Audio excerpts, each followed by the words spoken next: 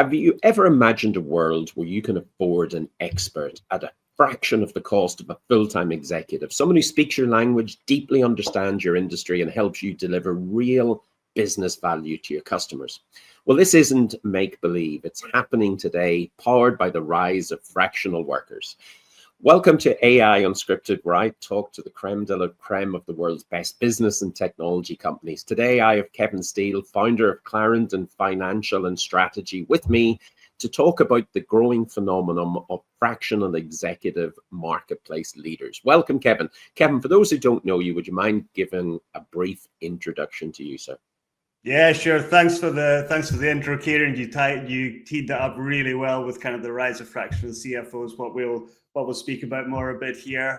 My background is qualified chartered accountant, and I trained in accounting firms and worked in the finance function of bigger firms. Then I built and sold an accounting firm, and then transitioned to working as a fractional CFO, which stands for Chief Financial Officer. And that is the shortest intro I've ever done, because they're usually about half an hour long. Well, let's waste no time and delve right back into this. So fractional executive expertise, Kevin, what is a fractional remote, or is it in-person worker? And what are the trends driving that adoption of that industry in business and in sectors today?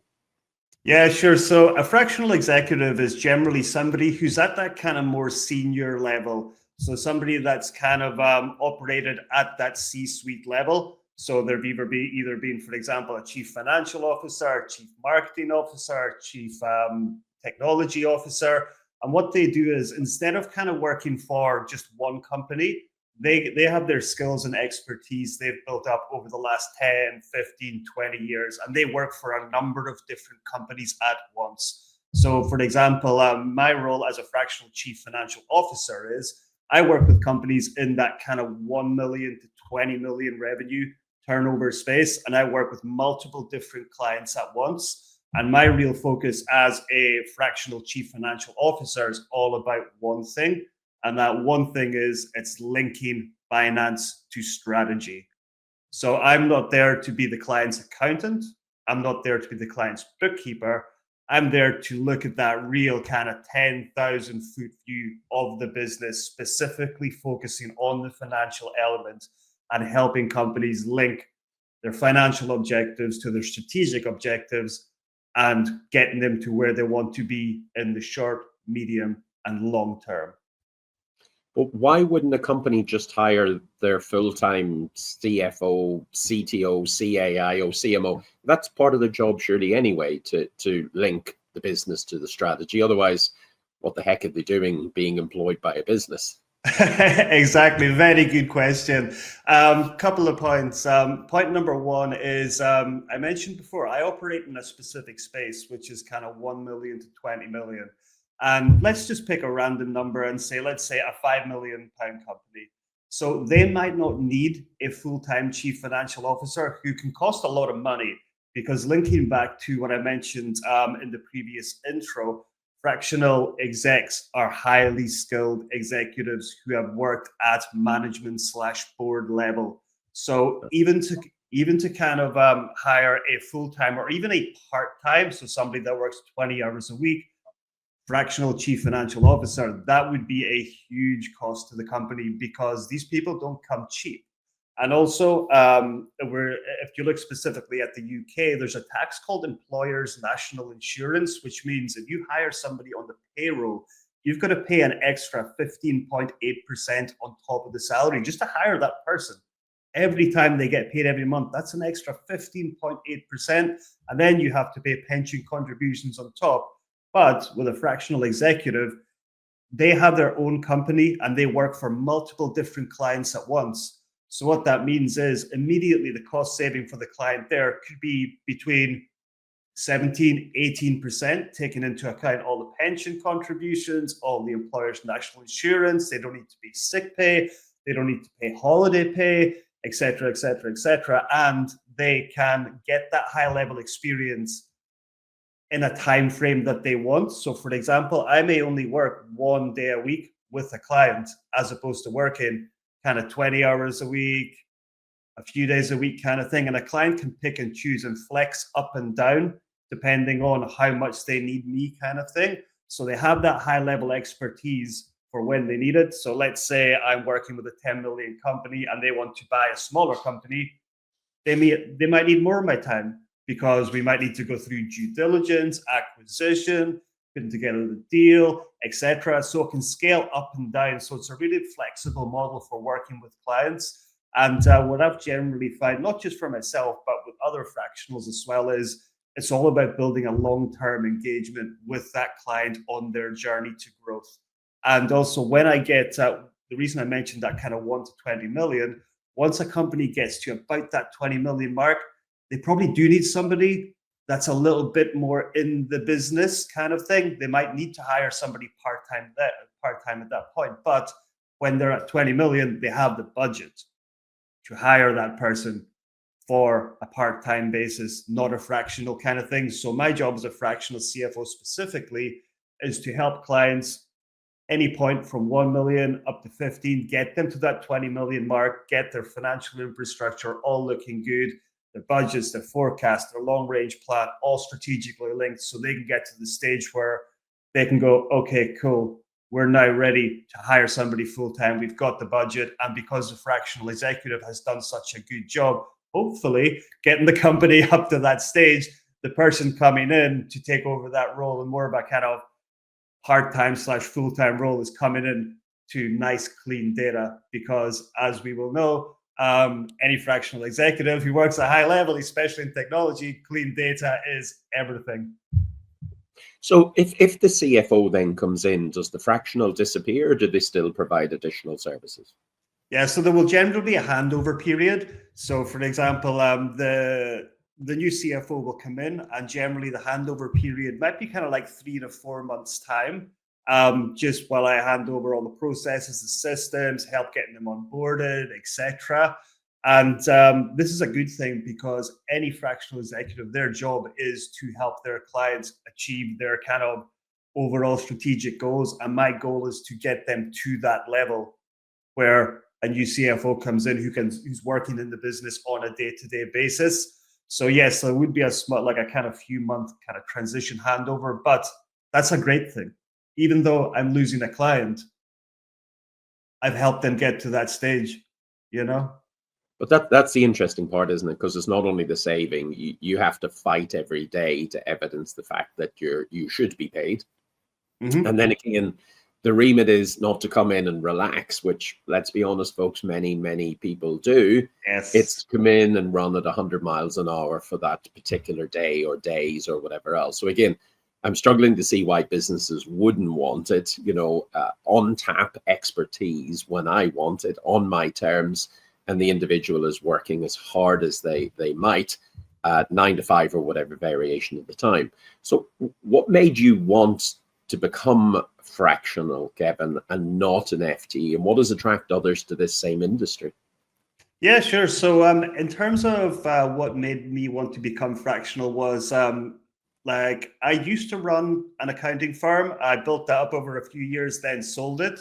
And the answer to your question would link directly to the reason why I sold it.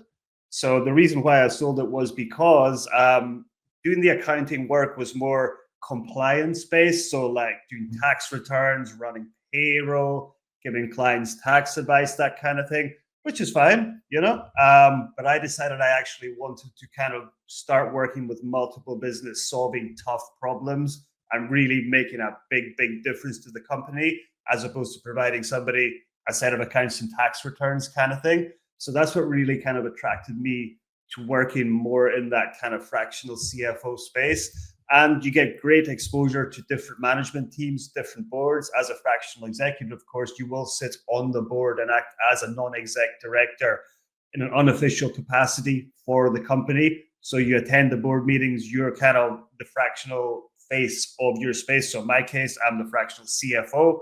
I handle the CFO things, but I will stay for the whole board meeting and give like strategic input on different functions in a non-exec capacity. So that exposure to working with multiple different companies, seeing their challenges, what they're working towards, it's just a really interesting experience. And and you kind of you're working with all these different sectors, these industries, and you're just for your own personal knowledge.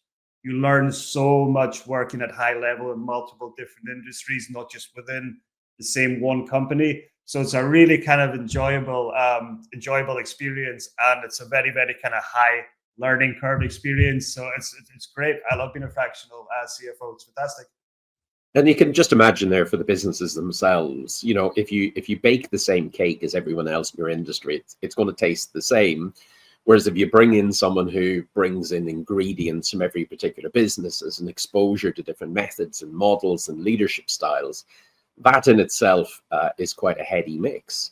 So I've maybe teased it up a little bit, and it was very unintentional, but what should businesses look for when it comes to hiring a fractional executive who is going to fit in and who is going to challenge, cheerlead, and grow the business, as opposed to someone you bring in just simply to pet, to give you the same view as you've always had? So what are the skills, the wills, the attributes that I need to be looking for? Exactly. Very good question, because this links to one thing I've seen specifically in the fractional CFO market. So fractional CFO is kind of a new term. I guess fractional is in general, which has kind of risen over the last kind of 2 to 3 years and come into kind of prominence. But the thing is, anybody can call themselves a fractional CFO. Anybody can call themselves a fractional CMO. Anybody can call themselves a fractional CTO. So you really need to kind of be careful and do your due diligence here from the client side if you're looking to hire. One thing is, if you're hiring a fractional CFO, they better have CFO experience. That's kind of the number one thing. The clues in the title, I suppose. Yeah, exactly, the clues in the title. So if you check somebody's LinkedIn, for example, and they don't have any, in my case, CFO experience, for example, that might be a red flag, because you want somebody who has had that board level experience, because it's not a protected term. Anybody can call themselves that. Number two, you want ideally a sector specialist. So how I work is I work in professional services, B2B companies. So IT, marketing, recruitment, sales, that kind of thing. Anybody that delivers a service to somebody as opposed to a product. And the reason I do that is that's where I've got real kind of depth and experience. So if we take a construction company, for example, I don't have the first clue about construction companies, how to manage them, in-depth knowledge of the finances. If a client came to me and said, oh, I want you to be my fractional CFO, I'm a £10 million construction company, I would immediately say, I am not the right fit for you, because I do not have direct sector experience. However, I can refer you to another fractional CFO who only works with construction companies. So number one would be credibility. Have they worked at that level before? Number two would be sector experience. And for any client that is hiring a fractional executive, ideally, they would want to also get a referral from one of that existing fractional executives client base.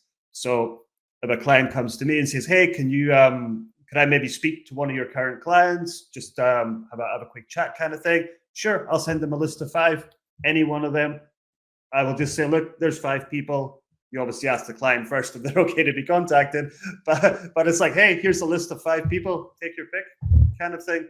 Because if you are a good fractional executive, your clients should be happy to kind of champion your cause and speak about you, and kind of speak to a new potential client and say, hey, Kevin's great, hey, Kieran's great, hey, it's all good kind of thing. So yeah, that would be the 3 things: sector experience, credibility, and clients willing to speak about you doing a good job on behalf of them. Yeah, I think that's vital, because you start to see that at the moment in mine, you know, digital transformation, data analytics, AI, leadership.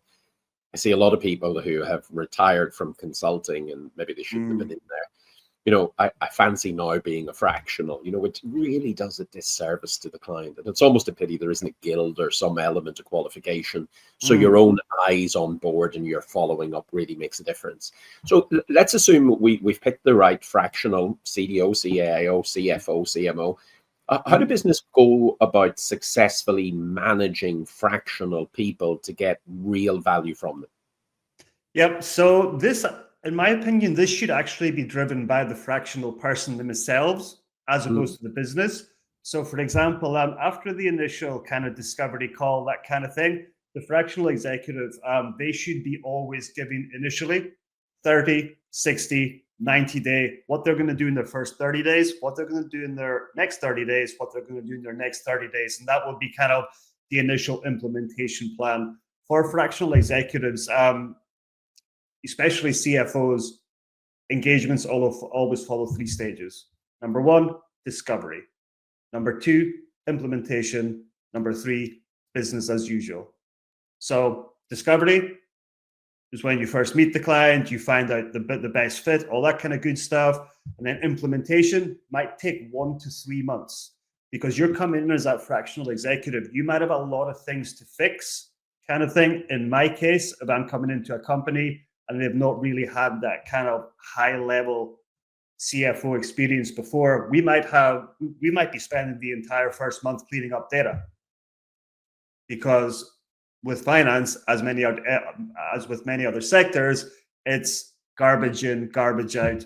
I can do all the fancy analysis, all the fancy forecasts, budgets, pretty pictures and charts, all that kind of good stuff.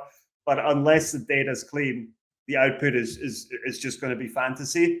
So first month is always kind of a cleanup. Then you would move on to month 2, which we'd be getting a little bit further in the implementation, bringing in these budgets, bringing in these forecasts, bringing in these non-financial KPIs. And then month 3, once we've got the clean data, once we've got our initial baseline, then we would start linking finance to strategy and working on our short, medium, long-term plans. And then at the business as usual stage, the fractional exec should be saying, okay, look, we have finished implementation. This is what the journey looks like going forward. It's not up to the business to drive the engagement. It's up to the fractional CFO to drive the engagement. Okay, makes sense. Right.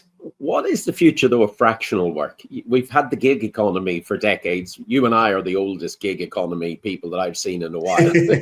So what is the future? What businesses are we expect to see? Yeah, I would say fractional CFOs not going anywhere. It's only going to get more and more prevalent, in my opinion. The barriers to starting as a fractional executive are only getting lower and lower, especially with the kind of advance of AI, etc., kind of thing. So I think fractional execs are going to just kind of get more and more prevalent, but with that comes an issue. And that issue links back to what we mentioned previously, credibility. Anybody can call themselves a fractional exec. So I think we're going to see a lot more, but are we going to see a lot more good ones? I don't know.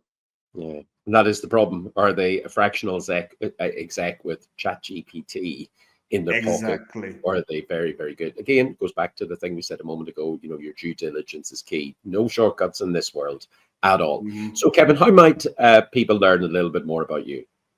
Yeah, so to learn a little bit more about me, people can look me up on LinkedIn, Kevin Steele, or I think my LinkedIn's Kevin Steele 84, I believe. You can search it that way. I also set up a little YouTube channel recently, which is at Steele, STWL where I do live Ask Me Anything webinars, and I also do kind of deep dive discovery sessions on how I actually run client engagements. I show my full process. I'm quite happy to share information with other fractionals. I believe if I help people, the world will do me a favor in future. Maybe somebody I've helped might refer a client to me. If not, I'm building my network even more and more. So yeah, best places would be LinkedIn and my little new YouTube channel, which has 2 or 3 videos now, and I hope to grow in future. It's down to consistency. It's consistency. Look, having worked with Kevin for the last numbers of years, you know, I can't help but recommend him. Him and I share the same values as fractionals, you know, all boats rise on a floating tide. But Kevin brings, like myself, brings businesses the expertise that just isn't available, you know, somewhere else. We're not talking about P&L or posting help. That you can do yourself. It really is about strategy, business analysis, you know, and business analysis is the financial and non-financial, you know, visualize, made easy to understand. Getting that high-level finance expertise to join your monthly board meeting, to explain the data, provide an unbiased expert opinion. to help push and challenge you where maybe your internal staff cannot, on key decisions, business problems, your budget, your forecast, whatever your future is going to be.